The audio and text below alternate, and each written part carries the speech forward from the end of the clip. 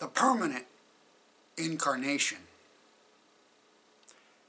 And the Word became flesh and dwelt among us, and we beheld his glory, the glory as of the only begotten of the Father, full of grace and truth.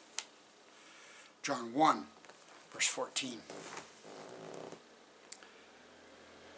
The astonishing thing about the incarnation of Christ is how permanent it is. Jesus' decision to become one of us was not a fleeting moment of curiosity where he wondered what it might be like to be human for a while. It was a lasting decision to become the last Adam.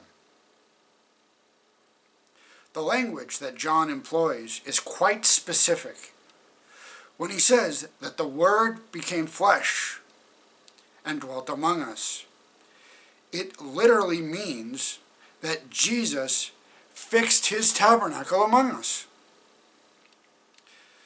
It is no coincidence that in the Old Testament sanctuary service, the final feast each year was the Feast of Tabernacles.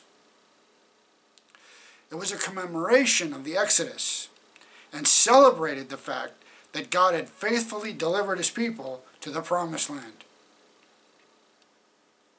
The spring feasts, the Passover, Feast of Unleavened Bread, and the first fruits pointed to the death, burial, and resurrection of Jesus.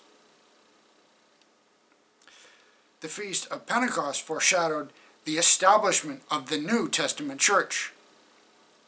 The Feast of Trumpets and the Day of Atonement predicted the final judgment, followed by the Feast of Tabernacles, which points to the day when Jesus will dwell in our midst forever.